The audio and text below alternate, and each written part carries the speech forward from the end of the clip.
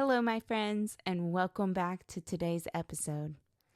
If you've ever felt like you know the grammar, you know the vocabulary, but somehow when you speak English, it doesn't sound as natural as native speakers, you are not alone.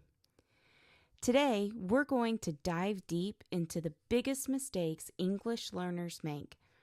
Mistakes that hold you back from surrounding fluent and natural.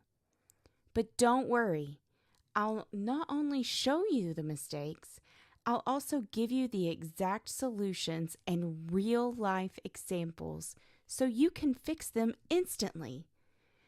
And I'll do this in a storytelling style. So, let's begin. Let me introduce you to Maria, a young woman from Brazil who moved to the U.S. for her studies. She has studied English for years.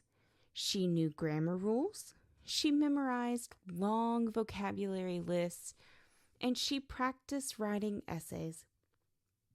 But when she arrived in America, she noticed something strange. Every time she spoke English, people looked at her with polite smiles, but they didn't respond the way she expected. Something was off.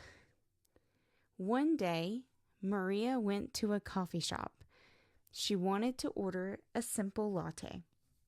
She said, "Excuse me, respected sir, could you kindly provide me with 1 cup of latte, if that's not too much trouble?" The barista smiled, a little confused, and said, Sure, 1 latte coming up." Maria wasn't wrong grammatically, but she sounded too formal, too polite, too unnatural. The truth is, native speakers would simply say, "Can I get a latte, please?" Now, here's mistake number 1. Using textbook English in real life. English learners often memorize perfect sentences from books, but native speakers use shorter, simpler, more direct expressions. Now, here's the fix. Learn the real-life phrases. For example, with textbook English, I would like to have. Natural English, can I get, or could I have? Now, let's travel to Egypt. Ahmed, a brilliant young man, was learning English to work in the international business. He spoke Arabic at home, and every time he wanted to speak English, he translated it in his head.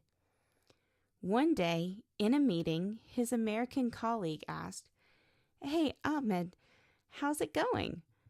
Ahmed, translating directly, said, "It's walking." Everyone in the room looked confused. What happened? In Arabic, the phrase, "things are walking," means things are going fine. But in English, that translation makes no sense. Okay, so here's mistake number 2. Translating directly from your native language. It's one of the biggest traps that make learners sound unnatural. But here's a fix. Stop thinking word for word. Instead, learn expressions as chunks. For example, instead of thinking things are walking, memorize it's going well. Instead of close the television, learn turn off the TV. English is full of these chunks of language. When you learn them, you start sounding natural instantly. Next, meet Yuki from Japan. Yuki loved English grammar. She spent hours studying conditionals, verb tenses, and complicated rules. In fact, her grammar was almost perfect. But there was a problem. Every time she wanted to speak, she paused. She corrected herself. She repeated sentences. One day, her American friend said, "Yuki, let's go grab some food." Yuki started, "Yes, I will go. No, I will have gone. I mean, I am going. Wait, sorry." Her friend laughed kindly and said, "Just say, yeah, let's go." Here is mistake number 3, obsessing over grammar while speaking. When you focus too much on grammar rules in the middle of a conversation, you sound robotic, hesitant, and unnatural. Here's the fix. Focus on fluency first, accuracy later. It's better to speak smoothly with a small mistake than to freeze searching for perfect grammar. For example, say, "Yesterday I go to the store." It's not perfect grammar, but people understand. Over time, with listening and practice, grammar will improve naturally. Carlos from Mexico was confident in vocabulary and grammar, but he had one issue: pronunciation. For years, he pronounced words exactly the way they looked. So when he said comfortable, he read it every letter, comfortable. But in natural English, natives say it quickly, comfortable. When he said vegetable, he pronounced it every syllable, vegetable. But natives say vegetable. Mistake number 4, pronouncing every letter literally. Here's the fix. Learn how natives really pronounce words in fast speech.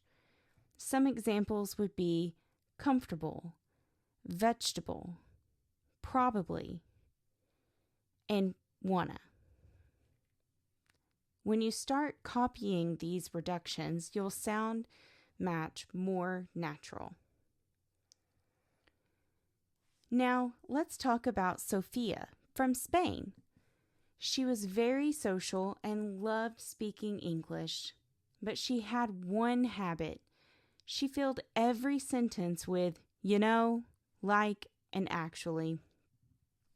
For example, she would say, "I was actually going to the store, and actually I saw my friend."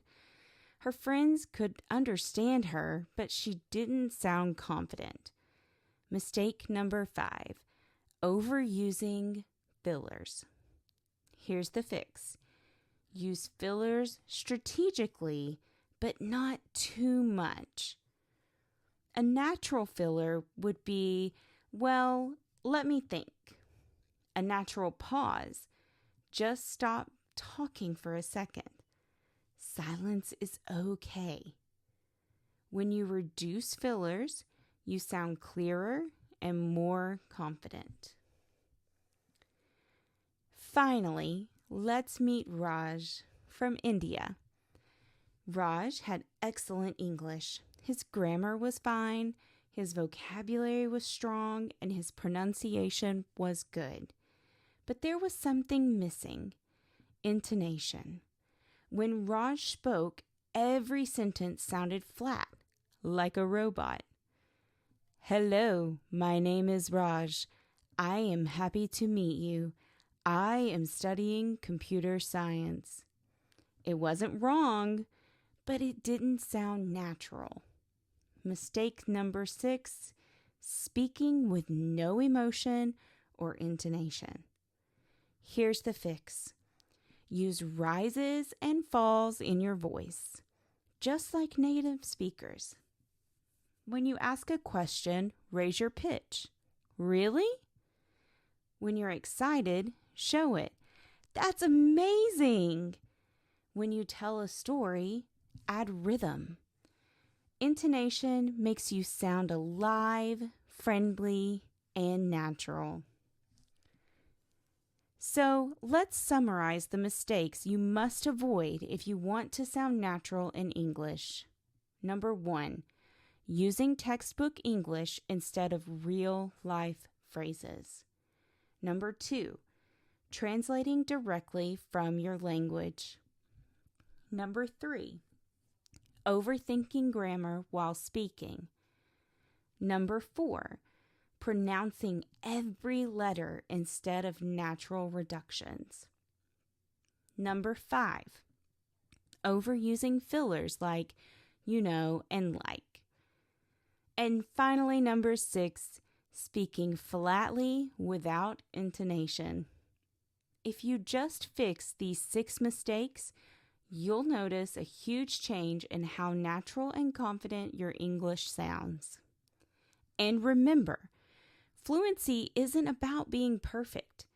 It's about being clear, confident, and natural. Now, before we close, here's a challenge for you. Think about your own English. Which of these mistakes do you make the most?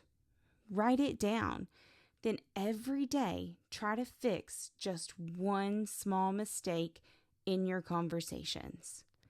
You could also leave a comment and we'll discuss it. Step by step, you'll transform your English. See you in the next episode.